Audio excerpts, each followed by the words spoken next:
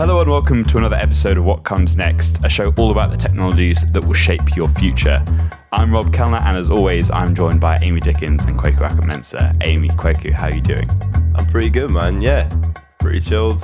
Looking forward to the episode. This guy is an absolute... Well, if you looked in the dictionary under dude, you would find a picture of our guest today. He's an absolute legend. And yeah, I'm really looking forward to hearing a bit more from him. Yeah, I think robotics is an area that I'm not super familiar with.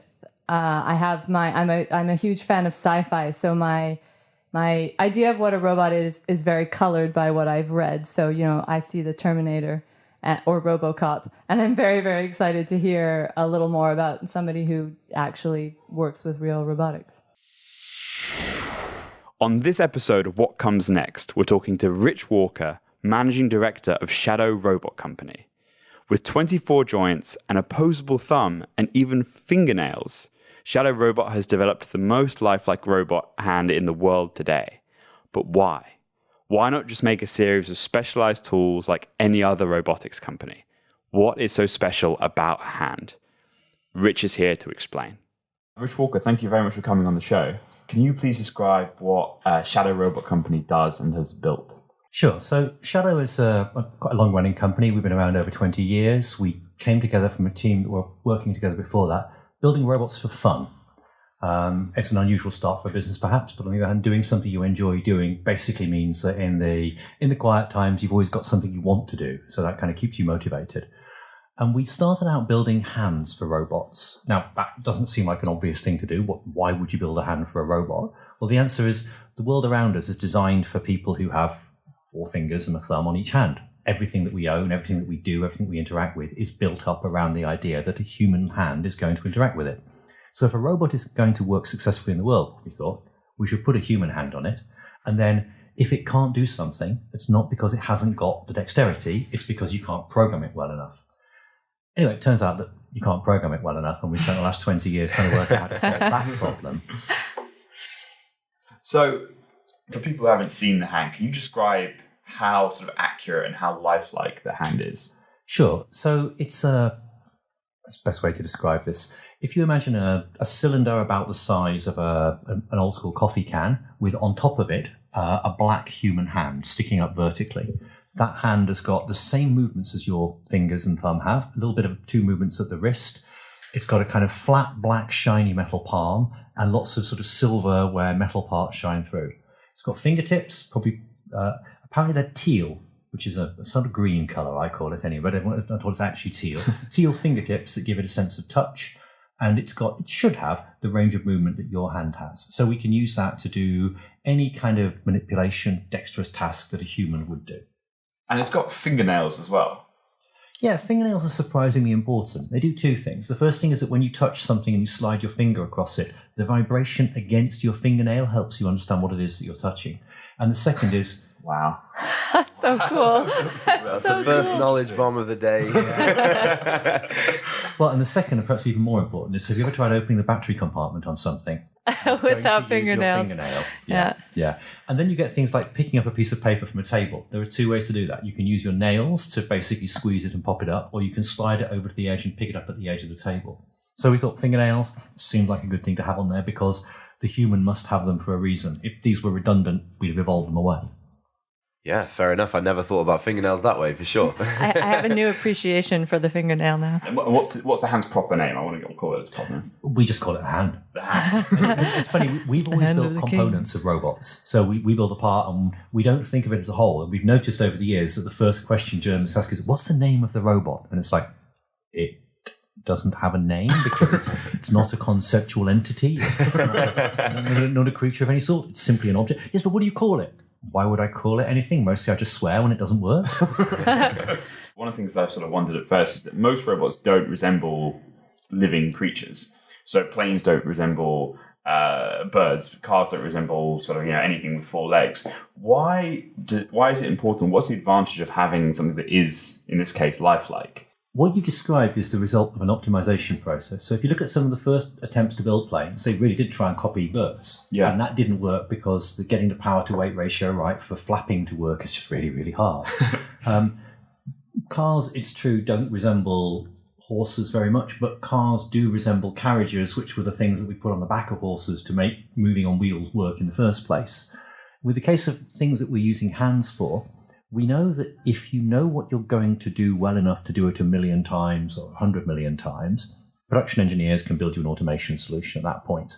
But if you're going to do something 10 times and then a different thing and another different thing, the only thing we know that we have in common for doing that is you're probably going to be able to do it with your hands.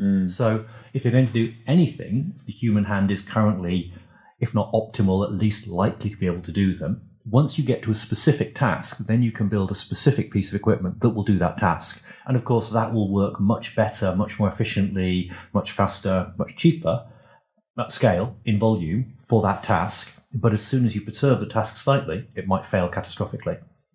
So is that then saying that a robotic arm is good with complexity, but across lots of different directions rather than modal productivity? Yeah, if you look at the way you use a robot arm, literally in a factory, what you do is you say, I've got a task where I want to move something from one place to another, and I don't want to run a guideline or a wire or a rail there. I want to move it through the air from that location to that location. So I take a generic robot arm and I program it with the specific movement I want to do. And a big step forward in production technology was maybe we should be able to program it with more than one movement. So the whole Industry 4.0 is effectively what happens if we get our robot to do more than one thing. Oh, we can make different things and different versions of things, and we can adapt our production line to change and do differences. Whereas historically what we've done is we've said, let's take these very general purpose machines, and actually they're quite cheap, so it's efficient to use a general purpose machine to do one function over and over again, if that function is putting a door on a car.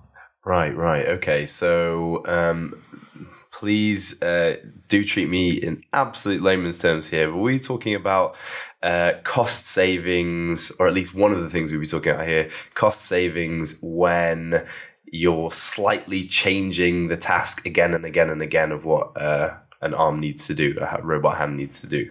Yeah, if you built a classic production line and then you varied what you wanted to do slightly, you'd have to take apart and recommission the entire production line because it was designed with exactly that. If you've seen footage of things, something like a Coca-Cola bottling plant, and you imagine changing the size of the bottles, sure, yeah, that's not going to work. You're going to be months and months and months recalibrating, retuning, tweaking it. But if you've got a machine which has flexibility built in from the ground up, which is what a robot does, then suddenly the possibility that you might change what you're doing within some parameter space becomes an option. Presumably, when it comes to any kind of activity that is performed with human beings in mind, so I'm now thinking specifically of medical procedures, perhaps, every single one of those is going to be different to some extent. So in order to be able to do the entire procedure rather than just the uniform elements of it, i.e. stitching up a wound, I'm sure a doctor would tell me that is not the same on every single patient. But if you're going to be able to do an entire procedure, then you're going to encounter unique complexity every single time you do it. And that's, I guess, the exciting thing here. It may not be complexity, it's just variability. So one of the great successes in surgery has been standardizing surgical procedures so they can be done in almost a production line manner by using the production line way of thinking. So prepping a patient for surgery, you don't need a surgeon in the room while you're prepping the patient for surgery. The surgeon can turn up right at the point where the first incision needs to be made, or it's not quite, but very, very close to that.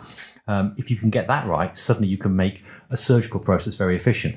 If something goes wrong, then all bets are off. Stop what we're doing, cancel my later appointments. I'm going to be dealing with this patient now because what I was expecting to happen hasn't happened, and therefore we're now in a different realm.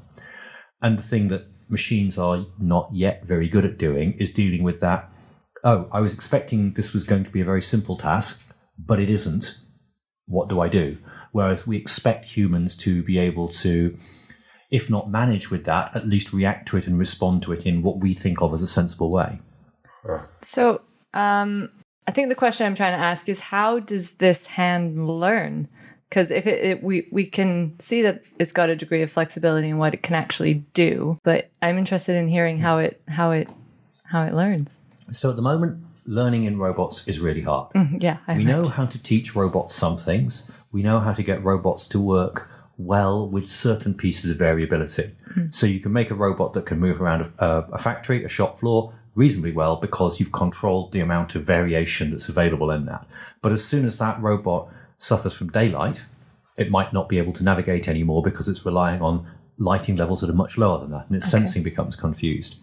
If we're trying to teach a task, a skill to a robot that's a complex skill, it's actually really hard still. We're not yet at the point where you can say, and that robot can now sew. Great, let's teach it 3 different stitches. Okay. Instead, we build a machine that can sew and mechanically design it so it can do 10 or 15 different stitches. And then in my world, we give the robot the sewing machine to use because the sewing machine knows how to sew. The robot just needs to know how to put the sewing machine in the right place and do the right things with it. Okay.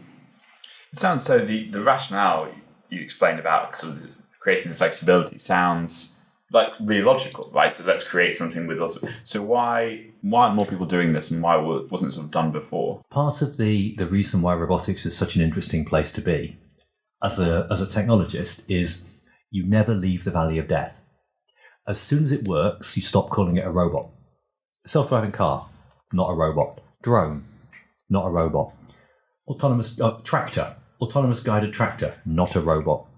Ocado picking system, not a robot. Go and look at it and you go, you've got a whole bunch of robotic engineers in there making that work. Yes, but what we've constructed isn't a robot. We've constructed a system that solved a problem that we had using robotic technology, but now it works. We're labeling it as something else because no one buys a robot. Unless you're actually building a production line, you don't buy a robot. You might buy a welding system that incorporates a robot because you need to do some welding. You might buy a machine tool with a feeder.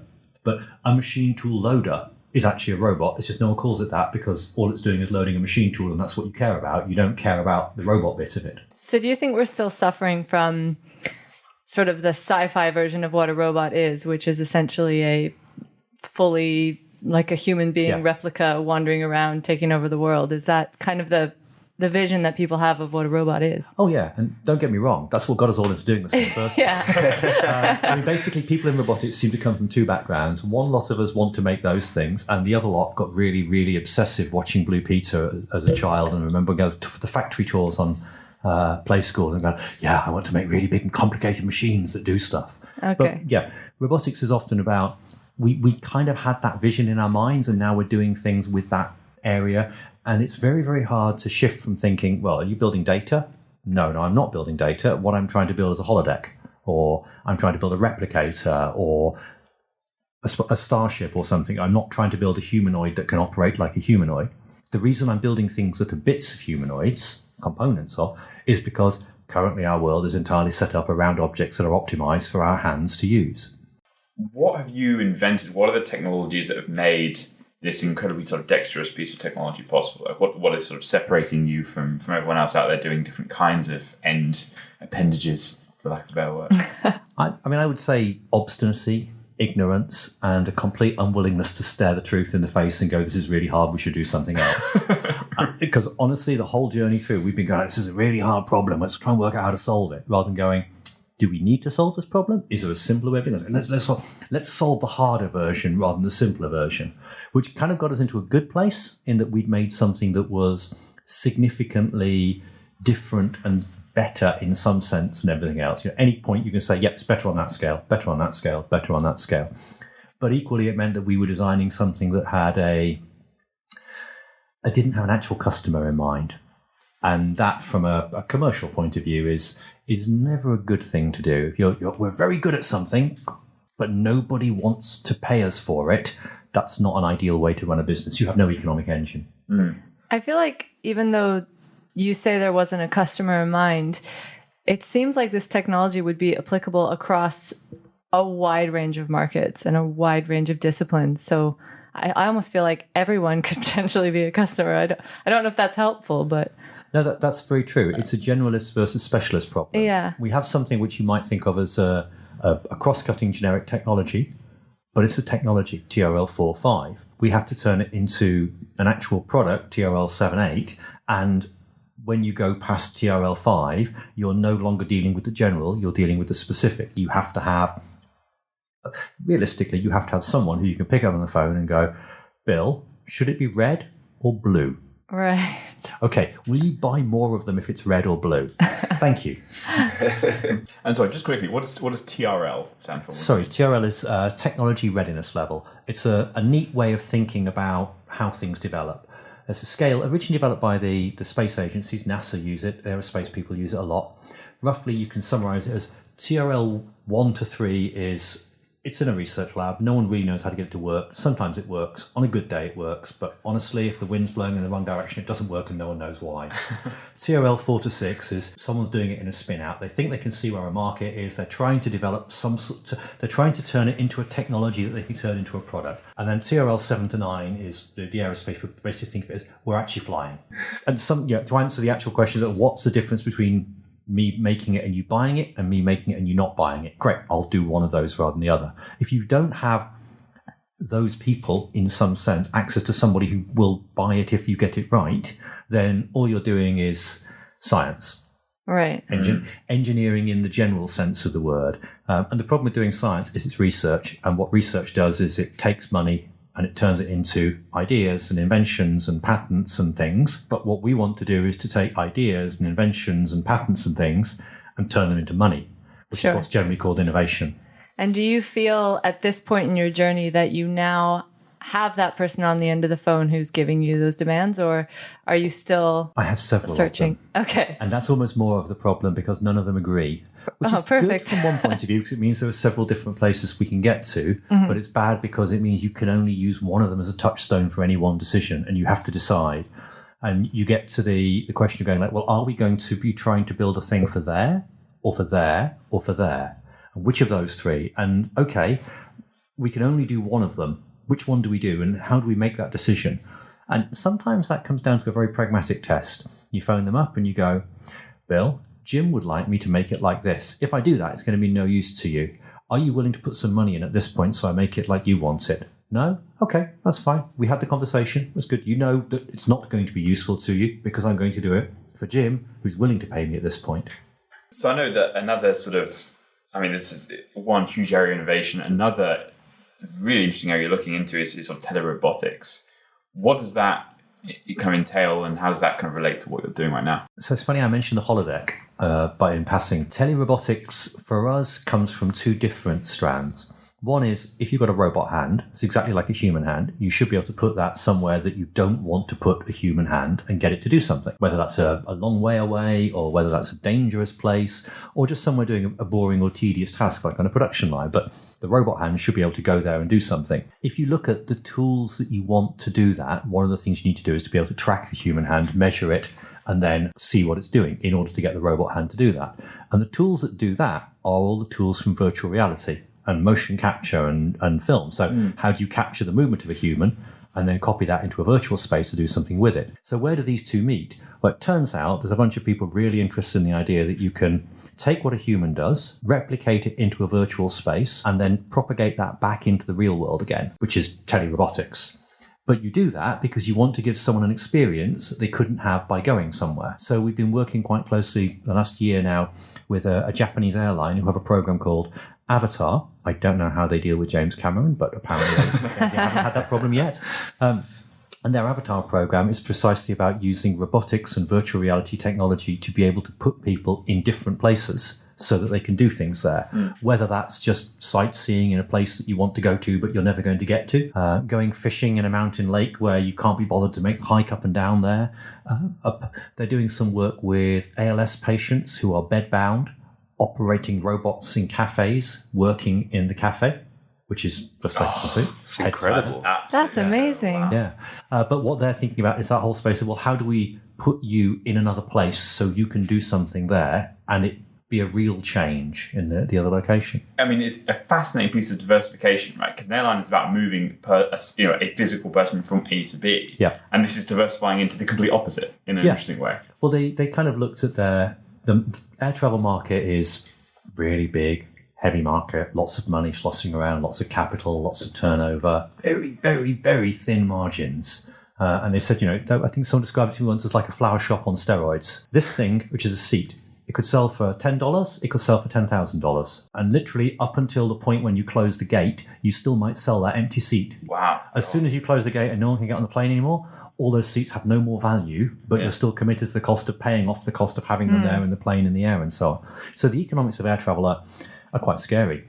And they were looking at this, and they had one of those great corporate retreats, and they sat down and they were trying to work out what their 100-year roadmap vision was going to be.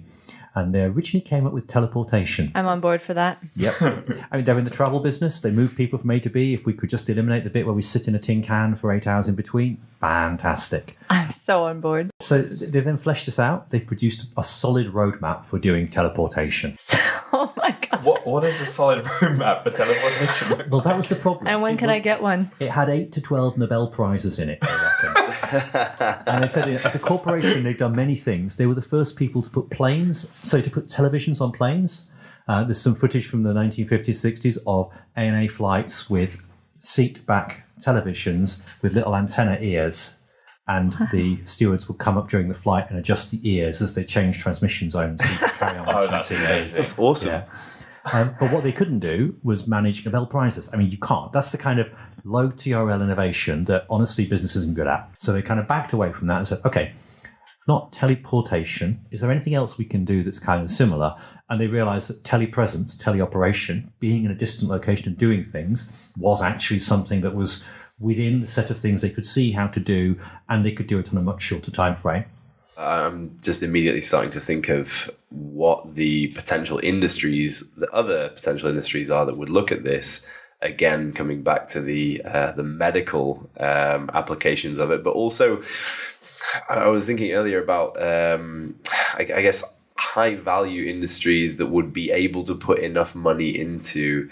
Is it telerobotics? Is that what it's called? Telerobotics is when you have a machine at the far end that does stuff. Telepresence is when you just have... So you can buy a telepresence robot today. It's about 4 to 5 foot tall. It's got wheels at the bottom, a thin body, and what probably looks like a big iPad with a camera right at the top. Maybe a couple of goggly eyes or something on it. And it will drive around, and you can log into it from your laptop and drive it around in a remote office. It works well for someone who's not in the office today. It doesn't work so well for someone who's never been in the office because nobody's ever socialized with them. So when the screen comes up to them, everyone's like, what's that? Who is this guy? Yeah, sure. So perhaps you could elaborate on other industries that you think this might be a real kind of change for, a real innovation for soon. I find it very interesting looking at where telepresence, telerobotics can have an effect, because we've had telepresence for a while, and it does have an effect. If you fall ill in a remote-ish region in the US and you take yourself to a local clinic,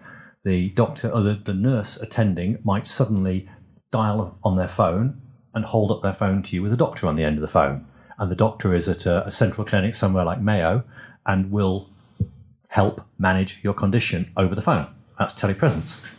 And you do that because you want to bring specialized expertise in that you don't have on site, and you want to do it straight away. So we already have that working. But where do you want to actually touch things, move things, feel things? Well, as a simple example, if you've ever owned a large piece of machinery that is critical to your business, a milling machine, a power tool or something, when it breaks, and it's when, not if, when it breaks, you phone up the manufacturer and that you say, I've got this service agreement with you, send someone now. And they're like, yep, we'll send someone now. When are they turning up? Well, they're currently in Germany. Then they have to go to Ireland. Then they have to go to Scotland. Then they can come to see you. So what day will they get here? Week Tuesday. And there's nothing you can do. You until that person gets there, you're stuck. If the person could just go, aha, hang on, I'll fire up the robot in the corner of the office, drive over. Okay, take the panel off, poke in some... right, I see what the problem is. This bit here is broken. I can get you one tomorrow morning and we can put that back in and then your machine is working again. That saves you 2 or 3 weeks. That saves them several flights. It makes everyone much happier. Sure, and I guess the kind of machinery that you're talking about would basically be prevalent in large manufacturing production lines where downtime is going to cost millions for a week, right? I've had that problem with our milling machine at our company where it's not even that level, but it means you can't do something and you have guarantees. You have deliveries, you have contracts to fulfill, you have people who are waiting for stuff, you have a timeline, a project plan, and suddenly all your plans are disrupted because a critical piece of equipment isn't doing what you expect. That makes perfect sense. So I'm angling at here is the problem is big enough or expensive enough that a whole industry could be driven from it. So insurance policies, including this type of technology, would very quickly become a more palatable solution and therefore push everyone towards this view of machine maintenance away from the existing types that there are today. That could certainly factor into it. But equally, once you have the ability to put someone remotely, you start doing that for other things as well. If you've got a robot over there that I can drive in and do this, then we can have someone else join this meeting, and they can't be in the room, but they can certainly walk around and pick up your glass and swap our beers around and rearrange the cables on the table and move and interact with the world around us. If we're sitting here having a design meeting and we're doing a review and here's a product and we're looking at it and we're trying to work out if this product works for us and I want to put my hand inside and feel what's in there, I can do that remotely. But if I can't do that, if I can only look at it with a camera, I'm like, but what happens when I push it? I can't tell. I can't get a feeling for it. You can imagine that maybe there'd be a situation where you'd have, I don't know, either in an industrial park with multiple businesses on there with some kind of leasing model for that kind of robot, or perhaps one per borough. Or in a very affluent neighborhood, you might have lots and lots and lots of these, perhaps a kind of Silicon Valley-esque area for manufacturing where they would have lots of these things available, these robots, available. I don't know why I apologize there. It is a thing. We've established this earlier. It doesn't have a name.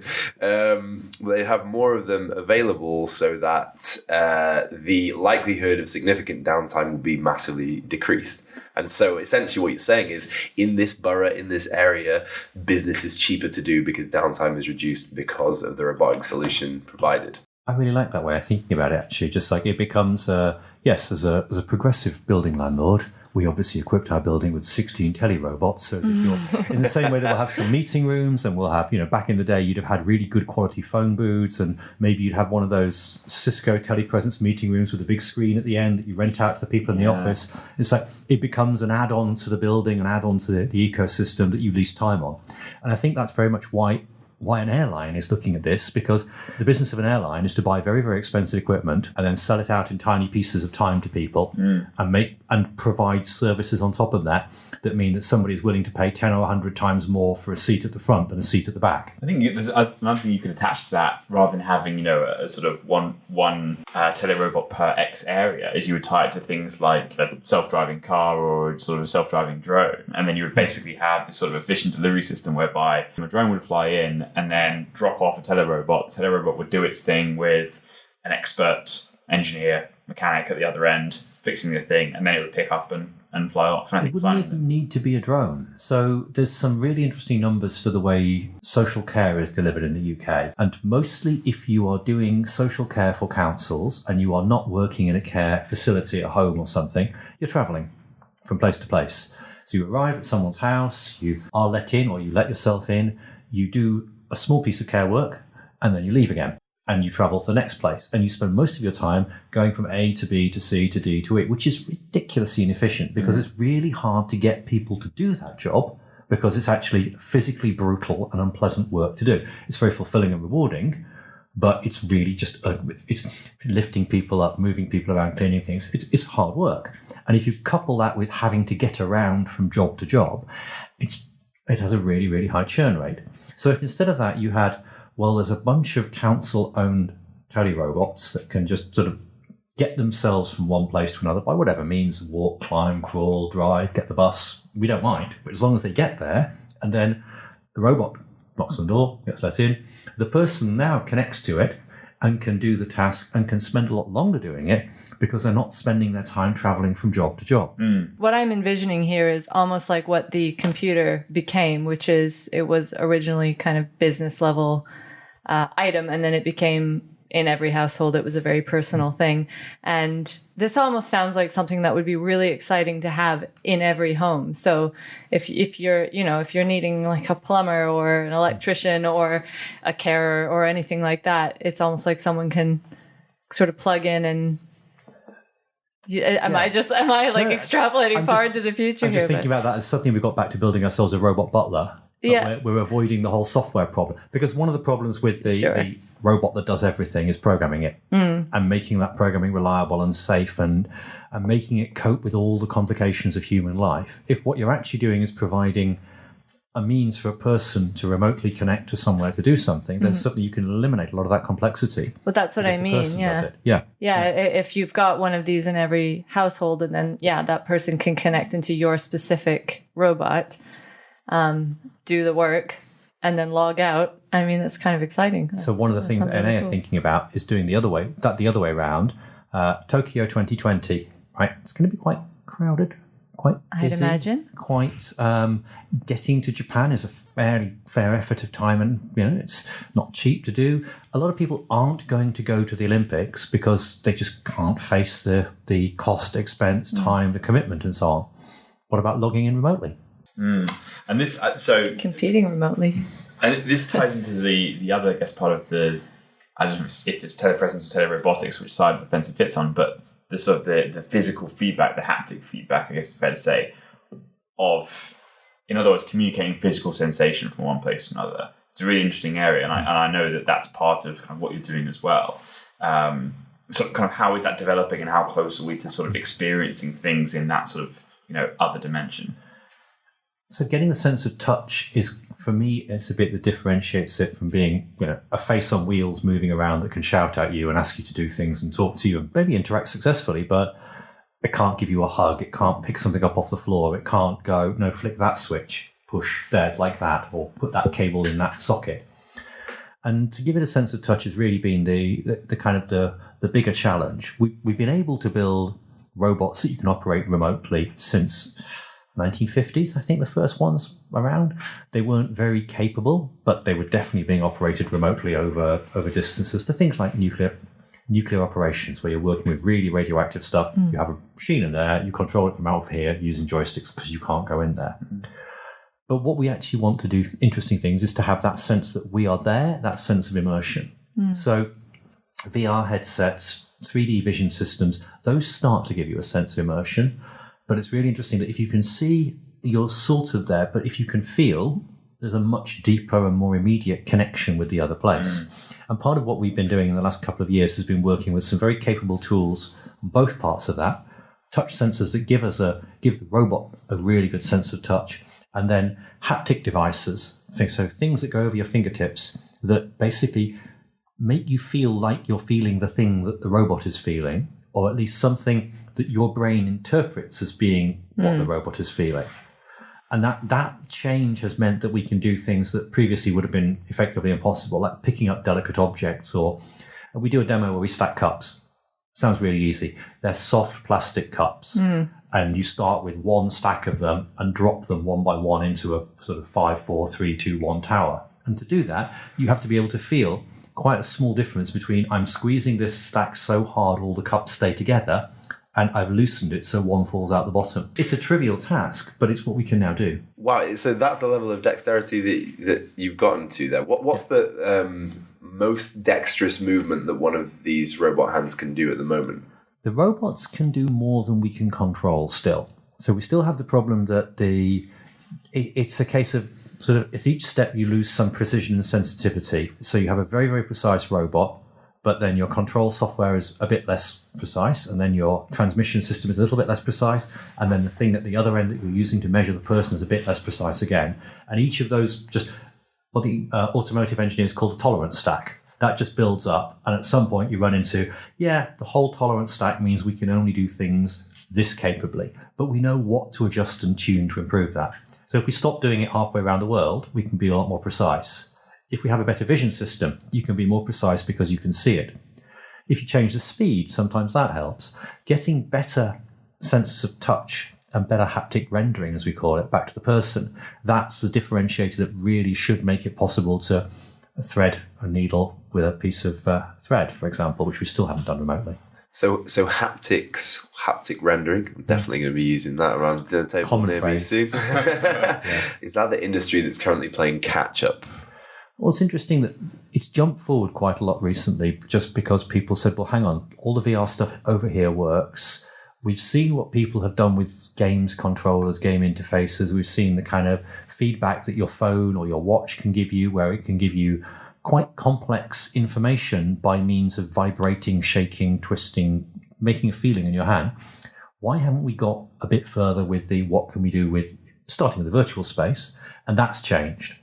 And certainly where I work, it's often in the area where a whole set of things exist at a certain level and you can't really do anything yet. And then one of them moves forward a little bit, another one moves forward a little bit, and a relatively small change suddenly means that everything moves forward quite a lot. Can you give an example of that? Well, this is the case with haptics, but if you think about phones and phone communications and network communications, so there's a whole bunch of 1990s internet business plans that involve being able to do online shopping, where you'd be able to look at an object in 3D and rotate it around and see it from various views and walk through it.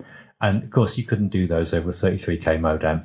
So those business plans fail completely. Now, I can do that on my phone. Of course, I can open something on eBay, scroll through it, click on a link somewhere, and I've got now a 3D view. I'm actually scrolling around the object. I'm doing it over a 4G phone connection.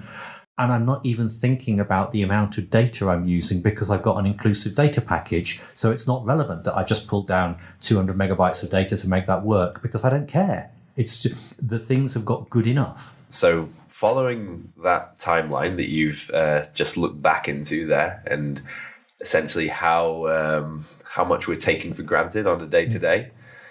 Let's look forward and think about what a company analogous to Shadow Robot might be looking at in, let's say, 10 years' time from now. Hopefully we'll have planted a lot of trees. Awesome! I'm glad you said that because I see a lot of Boston Dynamics, is it the military guys? Yeah. That seems to be the face of robotics and how the public sees them. And it's really nice to hear somebody who actually works in the industry saying something that I would consider to be aspirational. Yeah. Well, we've always been doing this because we felt that it was possible by building robots to do something that wasn't just interesting, but was kind of in some sense worth doing. And we've looked at various areas where we thought that was possible, and it turned out it wasn't. Now, for planting trees, it might well be that we build a robot to plant trees. Actually, it probably looks like it's much more sensible to use drones to scatter seeds widely across land and just do that well. And actually, the agri-tech people are really, really good now at doing soil surveying from height and going like, yeah, if we put those things there and those things there. And I can kind of imagine that in 10 years' time, we will have reforested areas with drones that very tactically planted the right shoots in the right places to get a really good yield out of that. I really, really hope that's the case. From our side, we've kind of looked at a few other areas. At the moment, we're focusing on a challenge of the other sort, a negative challenge. So reforesting is in some ways positive. If you do that, the world gets obviously better. You've made it nicer, you've made it better, you've done some good. It's clear how that works and why that works. But there are other problems where it's like, there's a big fat negative. We have to deal with that negative. How bad is that negative? So if I said to you that as a UK taxpayer, you're going to be responsible for part of a £250 billion cost over the next 40 years, and we're going to spend that money in the UK. And we're not going to spend that making anything nice. We're not going to build any nice shiny new buildings. We're not going to create any schools or hospitals with that money. We're going to use that hospital cleaning up a massive, great mess. Can we not do it? No, we have to do it. Okay, so we're going to spend the money doing that. So as a technologist, what could I do usefully there? Well, could you make it quicker, cheaper, faster, or safer? Well, if I can't, I should probably be handing my hat in. So that's what we're looking at. Now, the one I'm referring to there is clean up after nuclear power. And in the UK, we have some very old bits and pieces from that, in the 1940s and 1950s up in Cumberland. And we have lots of power plants at the moment that we're still thinking about building. We're going to have a lot of waste. That waste is going to be around. We're going to have old buildings that have become contaminated. We have to clean those up. We have to remove that. We have to decontaminate it. And the estimated cost at the moment is around £250 billion. That's a lot of schools and that's a lot of hospitals. So if we can save 1% on that, that's still quite a few schools and hospitals. Absolutely. And yeah, that's a kind of sobering thought. Do you think that others in this industry are thinking about this in a similar way to you, or do you think that Shadow Robot Company has a quite kind of unique view of this? And I'll add to this slightly as well, because it strikes me that you guys might be a slightly alternative company within this sphere. Would that be fair to say? we may be coming at this from a slightly different position. So we are structurally different to most companies in that we're employee owned. We've been around for a long time. We have no primary shareholders big enough to set the decision of the company by themselves. Instead, we tend to work out what we're doing by a variation on collective decision making. We have strategy meetings, develop our own roadmaps, think about what we're going to do and why, and kind of sanity check that with everybody in the company. And sometimes we turn business down on ethical grounds. We take a look at something and we just turn around and say, yeah, sorry, that doesn't pass ethical review. We're not going to do that. And other people say, but there's good money to be made there. So, yes, but we don't think it's good money. We just think it's money. And we'd rather make less money that was good money than more money that wasn't good money, because when it comes down to it, we have to motivate ourselves to come in and do this every day. If we're only coming in for the money, well, we should be doing something else. That's awesome. Fair play to you. Yeah. It's really refreshing to hear of a company that's dealing with technology in an ethical way. That makes me very happy to hear. But it seems very poetic to me that your ultimate goal, and maybe this is me extrapolating what your ultimate goal is, but the traditional view, as we mentioned earlier, on robots is that they're kind of cold and inhuman, and you get the kind of science fiction version where they're taking over the world and they're destroying things. But it seems to me like you're aiming to make them, like you talk about touch and you talk about connection, which is a really innately human thing, and I just think that's quite poetic. I almost wonder if it's a difference in thinking from a design point of view rather than from an engineering point of view. Maybe. I don't know if you know the old joke that most mad science is actually mad engineering.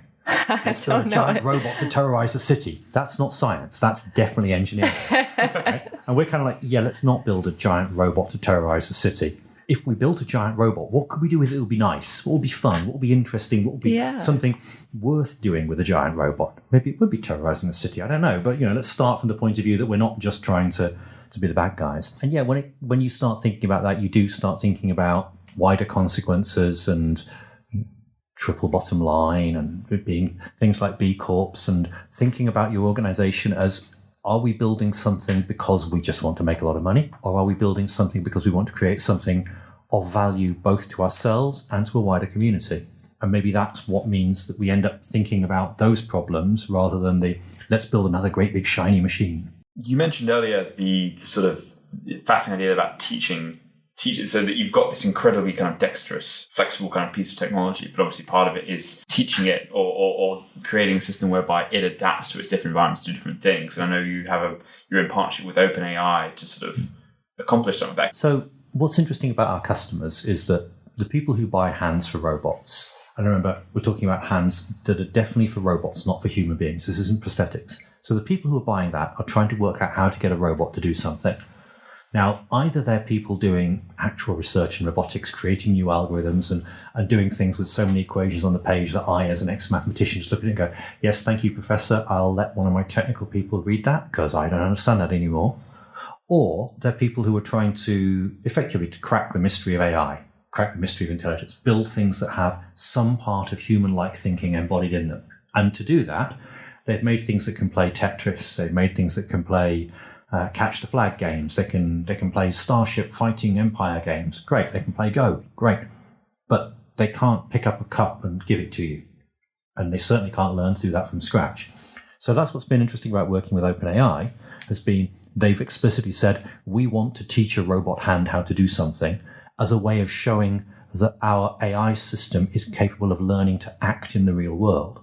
And that's given us a really interesting driver, because the way they break our robots is very different to the way everyone else breaks our robots. All of our customers break robots because it's what you do. You're using them in new and interesting ways and you find the edge and something breaks eventually, kind of a given. But what they're doing is learning to pick things up and handle them in a way that's perhaps similar to the way a child learns, but without the softness and flexibility that a child has. So they really burn through robots. I'm immediately thinking about how you could teach a robot to do different tasks in different physical environments. So zero gravity. Space. Yeah. Underwater. All roads lead to space. Yeah, on exactly. Mars. All roads lead to space. We've done some work with several space agencies now, which is kind of nice. We've got a little checklist. We've got that one, we've got that one, we've got that one. And in fact, one of our first customer sales was to a space agency. The UK government has quite a nice programme about overseas trade and investment. They put funding in to help businesses go abroad and meet people who they might do business with in a kind of sensible, tactical way. So we were on that program and we said, there's this workshop over here in the US where there's a bunch of people from the space community and others talking about grasping and manipulation. We think we should go to that, but we can't afford to. And what was then UK Trade and Investment said, well, here's a couple of hundred, 500 quid. Go and see what happens. And we came back and we said, turns out NASA are really interested in buying one of these. Awesome. And we ended up selling hardware to NASA. So that was back around 2005, 2006. It's a good day. That's a pretty big name to have on your client book. And we did some other work with the European Space Agency. Now, they were looking at something more in the kind of telerobotics area. How do you put a robot somewhere and remotely operate it? Yeah. Whereas NASA are actually looking at what they call, and are still working on a program called Robonaut, which is almost exactly the kind of classic upper body humanoid that can do things and is intelligent and does them by itself. We've also had some interest from the Japanese Space Agency, JAXA. And we haven't yet worked out exactly what it is they want to do, but they have tried various things with our hardware and gone, this is really interesting. Next budget cycle, we will be investing. So we look forward to finding out what exactly they're planning with that. So will Shadow Robot be on Mars? It's a long way away.